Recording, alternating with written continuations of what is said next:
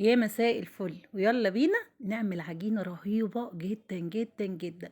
تنفع معاكم كده. بصوا، اي حشوة عايزين تضيفوها ضيفوها، بس احنا النهاردة هنعملها حشوة اقتصادية جدا جدا. طيب انا كده اعتبر حطيت 3 كوبايات خلاص كده، لاني اول كوباية كانت معايا متعرمة زي ما انتوا شايفين. فانا كده خدت 3 كوبايات دقيق من مج بقى الكوباية المعيارية اللي موجود. المهم ان انا خدت 3 كوبايات كده حلوين، نخلتهم زي ما انتوا شايفين، وهنحط عليهم معلقة من السكر، معلقة من الخميرة، نص معلقة صغيرة من البيكنج باودر، ورشة ملح. وهتعملوا عجينة بقى، ولا زبادي ولا لبن ولا أي حاجة تتخيلوها غير المية، وهتطلع معاكم حتة عجينة سكر. يلا بينا هنشوف بقى المكونات. كده نص المعلقة الصغيرة البيكنج باودر. تمام تمام. وهتجهزي معاكي ميه، اللي هي الفتره دي اللي هي الدافيه خلاص كده. وكمان عشان نحشيها حشوه حادقه حطيت عليها نص معلقه صغيره من من الزعتر. خلاص بتميز لك العجينه كده ان هي حادقه كده، وبتديها طعم وريحه حلوه. واحط كمان معلقه كبيره كده من من الخل. كده انا مش هضيف غير فاضل مكون معايا واحد هضيفه اخر حاجه خالص. خلاص كده. بس هضيف بقى الميه كده معايا تدريجيا كده، مش هزود الميه كتير عشان ما احتاجش ان انا اضيف دقيق تاني. انا عايزه على قد صينيه واحده. تمام كده تمام. عشان كل ما ازود كل ما اكون العجينه معايا زياده. خلاص كده. فانا عملت مقدار صينيه، وبراحتك انت عايزه تضعفي الكميه ضعفيها، بس انا حبيت اعمل صينيه واحده كده علشان بصوا بقى تتاكل في ساعتها كده، هي وسخنه كده وطريه ورهيبه بجد خطيره. عايزه اقول لكم بجد خطيره. فيلا بينا نعجن العجينه بتاعتنا كده، نسقسق لها الميه كده وهنعجنها. طبعا الحشوه دي بقى بصوا، لا تتخيلوا الحشوه اللي انا عملتها لها، بجد رهيبه رهيبه رهيبه رهيبه. وبص بقى انا لما بكون الحاجه عجباني جدا بقعد امدح فيها لما اقول يا بس. هنا بقى عايزه اعجن العجينه، بص بقى تاخد حقها. طبعا انا مش هعرف اعجن في في الطبق.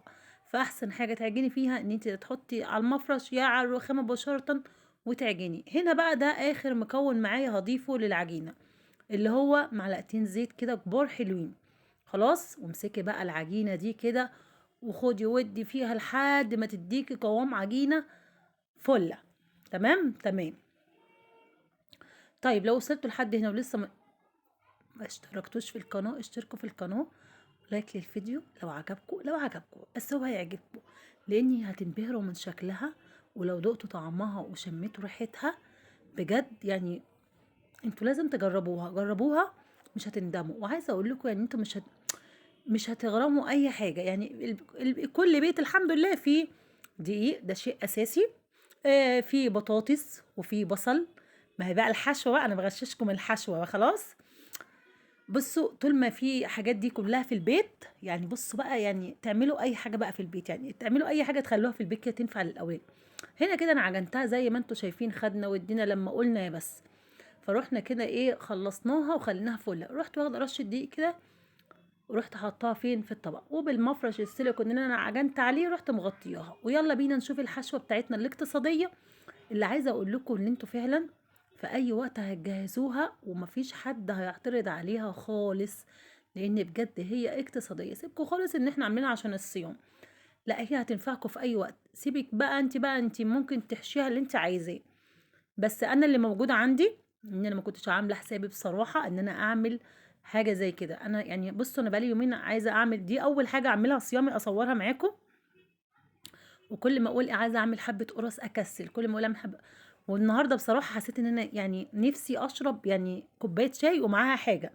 اي نعم بيجيب بسكوت، بس حاسه ان انا عايزه اكل حاجه كده طعمها ليها حلو كده، وحاجه فيها مشطشطه كده تحسوا ان انتوا بتتمزجوا مع كوبايه الشاي بيكون في حاجه مشطشطه معجنات. فالمهم بقى انا كده خرطت البصله زي ما انتوا شايفين، ولا هنسلقها ولا هنحمرها. هقول لكم هنعمل فيها ايه. وقرنين فلفل كده، بصوا هو كان سبايسي جدا فخدت نص من هنا ونص من هنا نار، بس هي فعلا طلعت سبايسي للفطيره خطيره.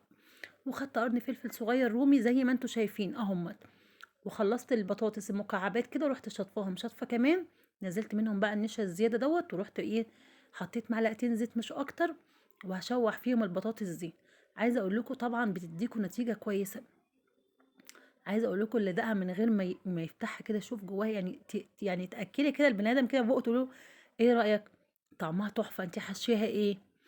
غير بقى اللي يمسكها كده ويقعد يفل فيها بقى وخلاص هو فقسها. في عرفها وفي معرفهاش خلاص. فعايزه اقول لكم اللي دقها كده قال لي طعمها جميل، انت حاشيها ايه؟ لا دي صيامي، لاحظ ان هي صيامي. خلاص كده قال لي طعمها تحفه، مش باين عليها ان هي صيامي، لان هي فعلا بجد تحفه يعني. جربوها، مالكمش دعوه بالصيام والفطار، جربوها هتعجبكم جدا. هنا بقى كده رحت حاطه كده مبهره طالما حطيت البصلايه احط رشه فلفل اسود ورشه الملح.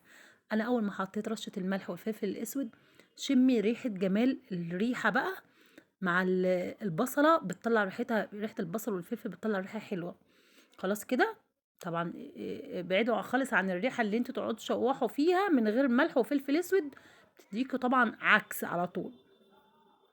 خلاص كده، ومهديه النار بقى عشان ايه البصله معايا تترى كده حلو. طبعا البطاطس انا ما ضفتش عليها البصل غير لما ادتني لون الذهبي. خلاص كده لقيتها كلها البطاطسيه كده اتشوحت كده اتحرمشت كده وبقت لونها تحفه، وطبعا يعتبر استوت. فاهمين؟ لان انا كمان مقطعاها رقيقه. وهنا كمان اروح ضافيه لها كمان معلقتين من الكاتشب، هتديكوا طبعا ريحه اكتر حلوه وطعم حلو. تمام. تمام. واقلب بقى تقلبتين وكده فله، يعني فله فله. عايزه اقول لكم ريحتها فعلا كانت جبار، يعني هي انتوا لو خدتوا الخلطه دي كده وكلتوها بعيش تحفه بجد تحفه. بس كده خلصت من الحشوه، وتعالوا بينا نشوف العجينه كده. خمرت معانا وزي الفل. عايزه اقول لكم ما خدتش معايا بامانه ربنا يجي ساعه، يعني بجد فعلا كانت خطيره. طبعا عشان كمان احنا عاجنين كميه عجين قليله، فاهمين قصدي؟ فطبعا كلهم 3 كوبايات فخمروا بسرعه. كمان انت لما تكوني حطاهم في مكان دافي، وكمان الجو النهارده مش ساقع قوي، الجو حلو بقاله يومين الحمد لله نشكر ربنا. طبعا الجو تحفه بجد. هنا بقى هقسم العجينه، بس مش هقسمها باللي هو ايه يعني قد بعض، لا، هكبر اللي هي واحده وواحده لا. ليه؟ هقول لكم ليه. هنا بقى هلفها بس في بعضيها كده، عشان ايه العجينه كلها تبقى معايا لما اجي افردها تبقى سوا واحد. خلاص كده زي الفل. تحفه تحفه تحفه يعني بجد العجينه بجد خطيره، قطنيه وهشه كده وتحفه. هنا بقى انا ما ريحتهاش شويه وجيت افرد فيها، لقيتها ايه كل ما افردها تلم معايا. ليه؟ لانك انت ما ريحتيش العجينه، هتريحها 10 دقايق مش اكتر من 10 دقايق، وهتلاقيها كده ايه خلاص بقت. غير لما تاخد يعني بتيجي تفرديها تلاقيها رجعت تاني. فهنريحها 10 دقايق، وكده بنزل منها اي دقيق زياده او اي حاجه. وهنا كنت دهنه الصينيه بتاعتي زيت، حاطه فيها رشه دقيق. وهنا رحت واخده اللي هي القاعده اللي هي اكتر من اللي فوق. خلاص كده، عشان طبعا دي اللي هتبقى شايله الحشوه. خلاص، فخلينا القاعده اللي من تحت ديت محمله شويه. وده الطبقه التانية. برضك العجينه معايا ما ارتاحتش، فايه هسيبها برضك دقيقتين. برضه حتى ديت بصوا رجعت كش التاني لمت، لان العجينه معايا مش مرتاحه.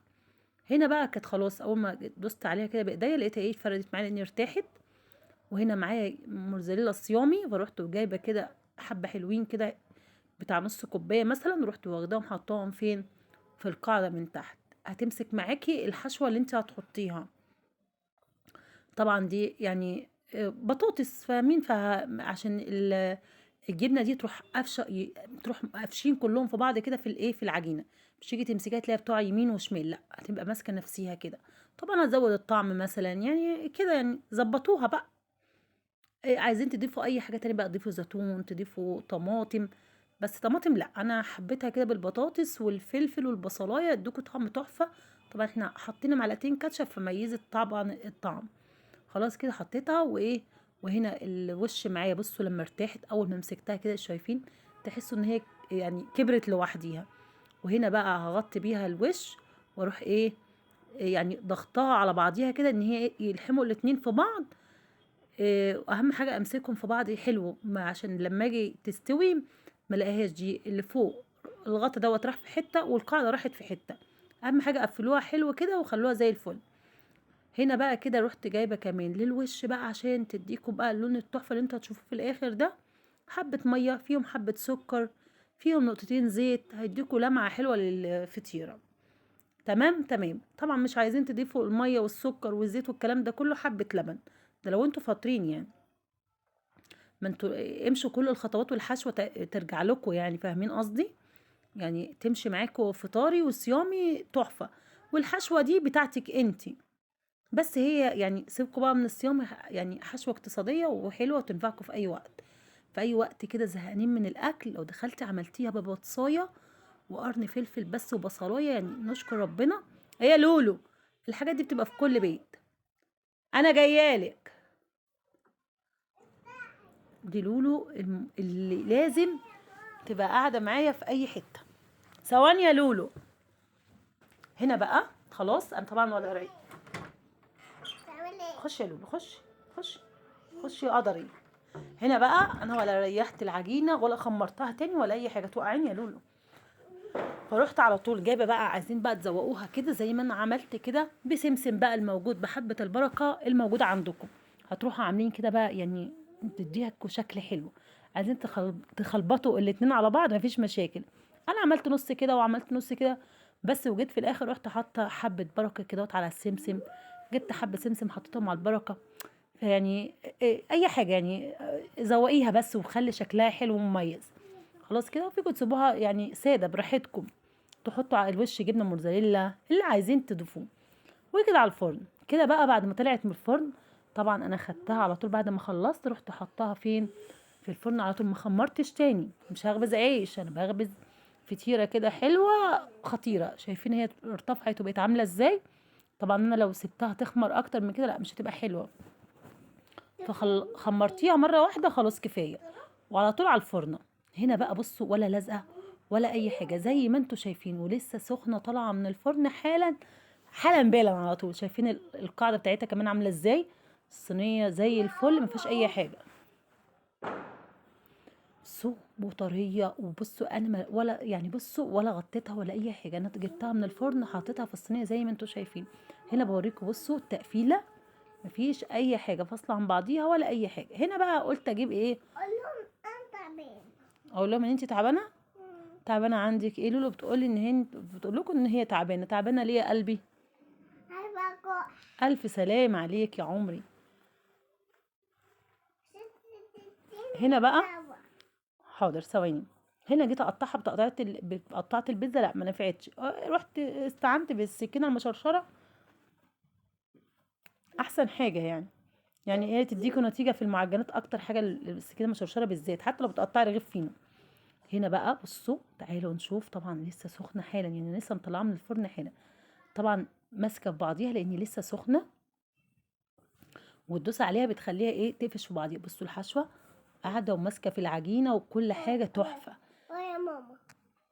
ثواني يا لولو. أوه. بصوا انا بوريكم يا بقى. ماما. قدر يا ربي قدري. بصوا بقى خطيره. طبعا انا كنت جعانه وواقعه، وبصوا نفسي اخدها كده وكوبايه شاي واقعد كده، يعني بجد تحفه بجد تحفه تحفه يعني. كل اللي دقها فعلا عجبته وخطيره. العجينه طريه واعملوها وانتوا مطمنين، والحشوه دي بتاعتكم انتوا. خلاص كده بس كده بقى خلص معانا الفيديو. مستنيه رايكم على الفطيره التحفه دي. لايك، واشوفكم في فيديو جديد ان شاء الله. مع السلامه.